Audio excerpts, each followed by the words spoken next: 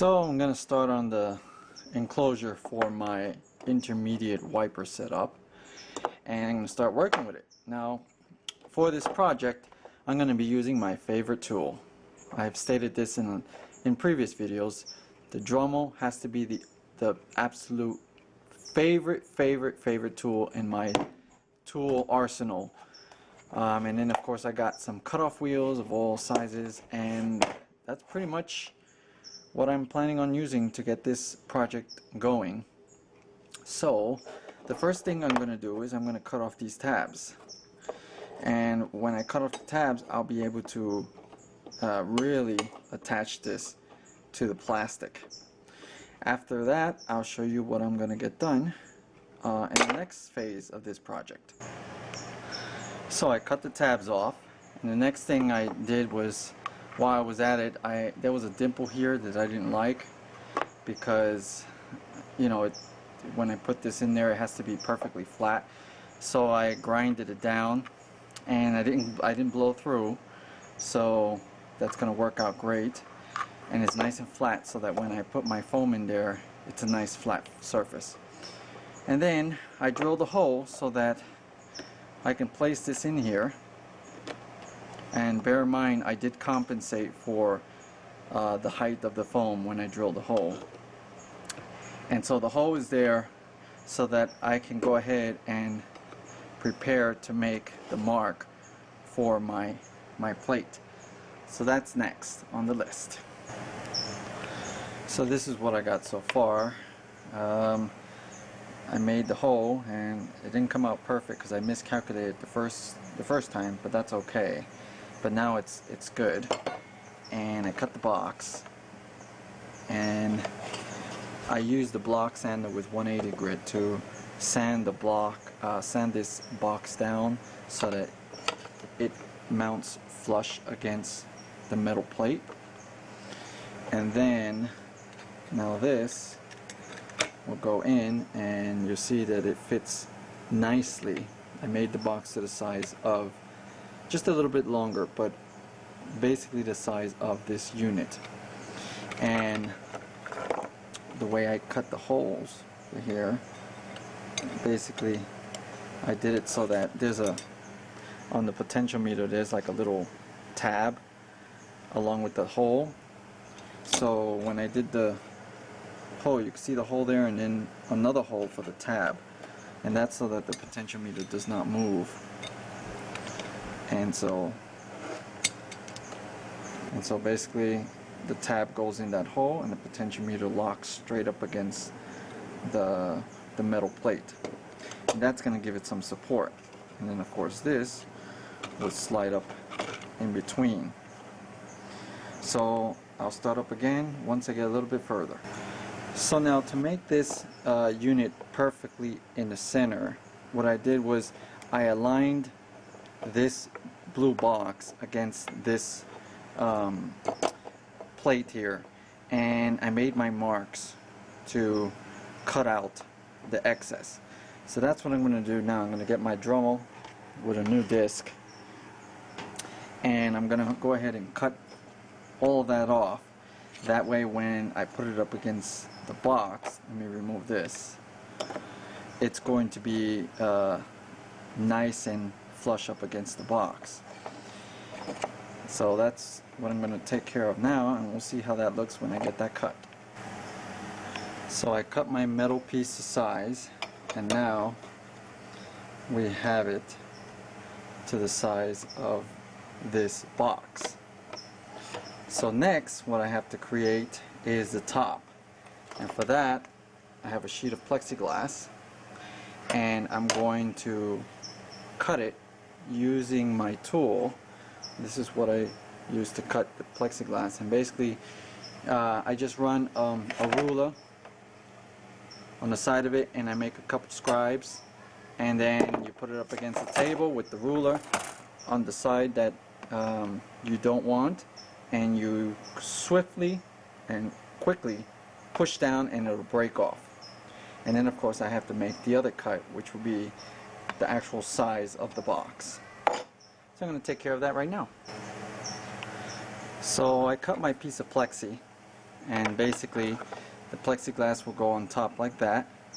And for this metal piece, I had a little bit of a lip which passed the actual box.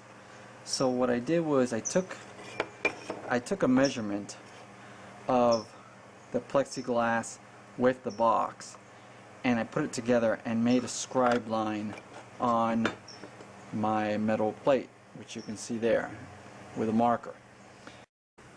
So then I went over to my vise and I basically put it right on to the line and tightened it up, and then took a piece of wood and a hammer and just hammered and hammered until I had a nice little bend.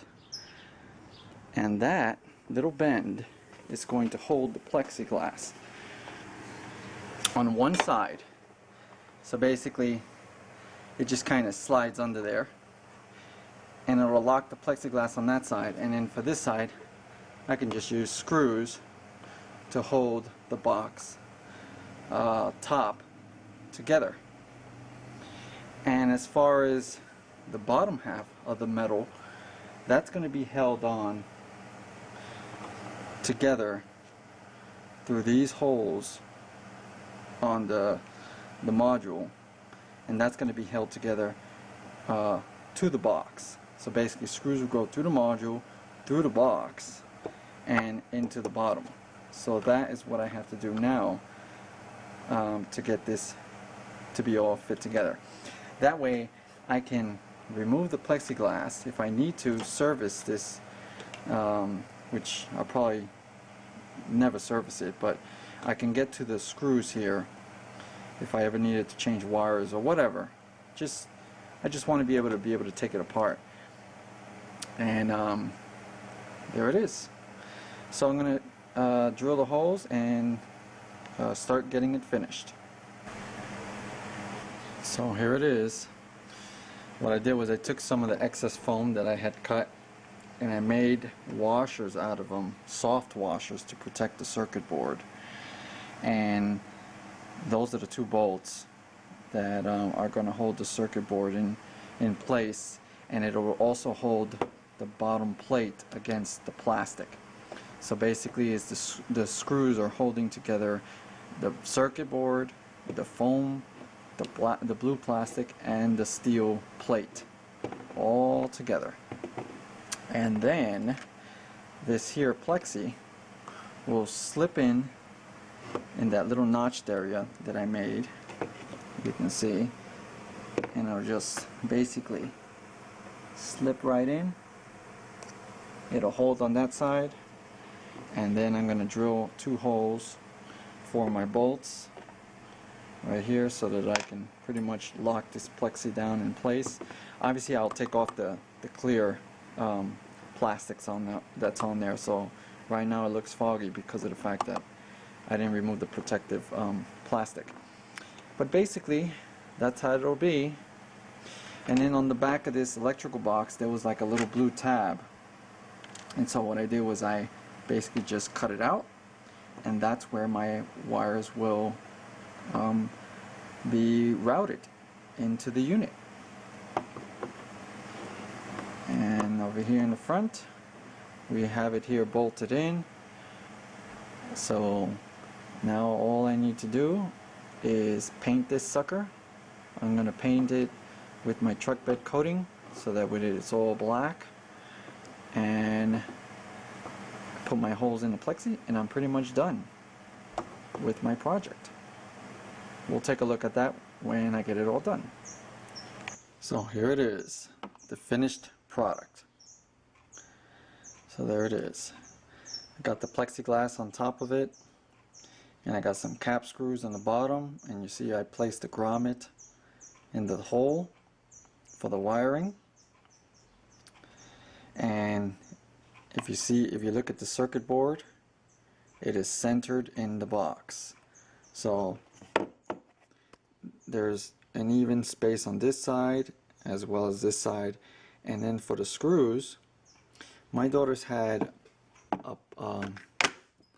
one of these hole puncher tools I'll show you right here. And it was shaped like a flower. And so I punched out a couple of them and it fit nicely under the screw head. So what I did was I made a couple and replaced the original ones I had here. You see, these ugly ones. That way when you're looking in the box, you only see the screw heads and you don't see that you know, the way it was before, where you have the yellow all the way around the screw head and it looked kind of messy.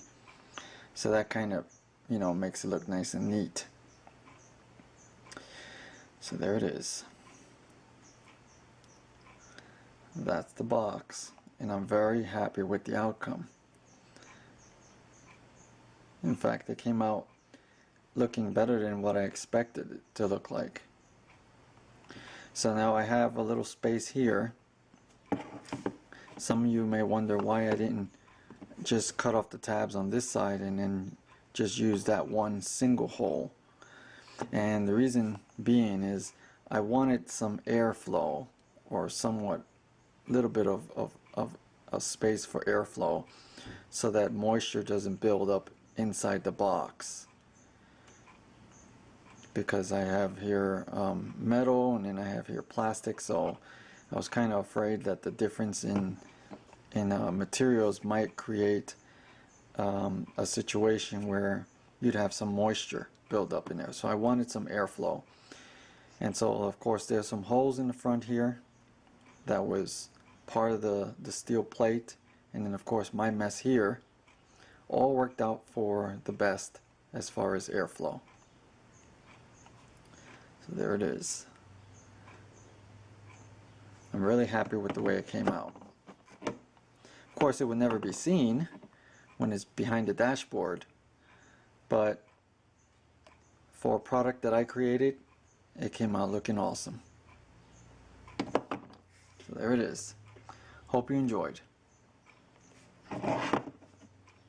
Thank you for watching.